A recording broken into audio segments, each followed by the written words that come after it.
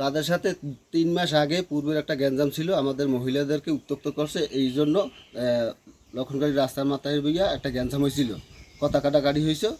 এরপর থেকে এই তারা ক্ষোভ নিয়ে বসে আছে এতদিন, ঠিক আছে। স্থানীয় অনেক গণ্যমান্য লোকে তারাই ধরছে যে সালিশি করে মীমাংসা করে দেবে।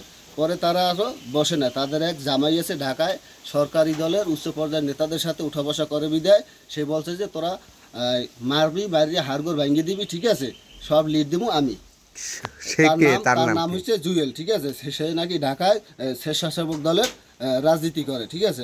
সরকারি উচ্চ পর্যায়ের বিভিন্ন নেতাদের নাম বিক্রি করে এবং বিভিন্ন জায়গায় ফোন দেয়। আমার জালকাঠির বহু বিএনপির নেতায় ফোন দিছে, ফোন নাম্বার আমি সবগুলো রেখে দিছি।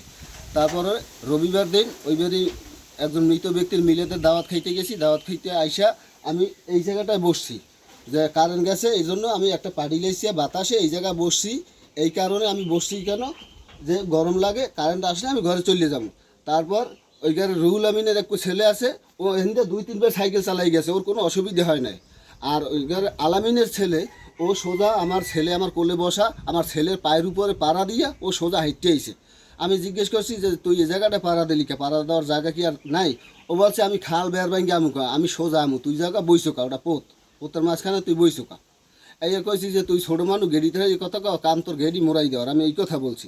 এই কথা বলার সাথে সাথে ওর বাবা আলামিন, ওর চাচা রিয়াজ, ওর চাচা মিরাজ, ওর চাচি 3জন, সোনিয়া, নার্সিন, ময়না হয়েছে ওর মা, এরা সবাই লাডি ছোটা লইয়া আমারে আইয়া এলোপাথালি মাইট দিয়ে শুরু। এরপর আমার 4 মামি ছিল, তারা আমারে টাইম নিয়ে ঘরের ভিতরে নেছে। ঘরের ভিতরে নেওয়ানে এই সামনে ছিল মহিলা 3জন, আমার মা, আমার ওয়াইফ, আমার ভাবি, এরা সামনে ছিল। এদের আইয়া ইচ্ছা মতন এরা 8-10 জনে মিলে এবং বহিরাগত ছিল 15-20 জন লোক, যা আমরা চিনি না, তারা খবর দিয়ে আগে আনিয়ে রাখছে, ঠিক আছে। তাদের দিয়ে এগো মাইট ডিল করাইছে এবং ও আবার দৌড় দিয়ে ঘরে উঠছে। ওই আলামিনের ছেলে হৃদয়, ও ঘরে উঠিয়া শহীদ উপরে ওরে সবাই ওর নরলি চাপিয়ে ধরছে এবং ওর বিভিন্ন জায়গায় লজ্জাস্থানে হাত দেওয়ার চেষ্টা করছে, ঠিক আছে। এবং ওর ওলনা নেছে এবং ওর কানের দুল ছিল স্বর্ণের, এই কানের দুলগুলো ওই ছেলে নিয়ে গেছে। আরও অনেক কিছু মাল জিনিস গেছে, যারা কারা কি নেছে আমরা নিশ্চয় দেখি না, কিন্তু ওর কানের দুলটা কানে পাওয়া যাইতেছে না। ওকে আপনার কি হয়? ও আমার হ্যাঁ সেইটা বলেন। বিথি আমার ওয়াইফ, আমার ওয়াইফের কানের দুল এবং তার গলায় যে বউকে যে হাত দিয়েছে তার স্পটগুলো আমার ওয়াইফের গলায় আছে।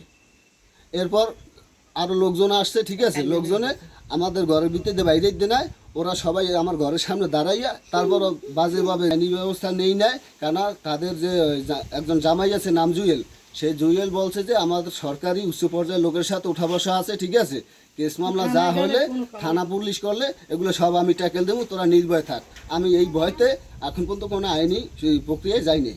চাই যে আমার ঘরের আমার ওয়াইফ, আমার মা, আমার ভাবির এগো যে স্মৃতহানি করছে এবং এগো যে শারীরিক নির্যাতন করছে এবং যে তাদের যে উত্ত্যক্ত করে একটা প্রতিনিয়ত বছর ঠিয়া, এদের চরিত্রর একটা গোপনে সংবাদ নেবেন। এর চরিত্রর যে একটা দোষ আছে, যে পাগল পাইলেও সে ছাড়ে না, এই রকমের কায়দার সে লোক, ঠিক আছে।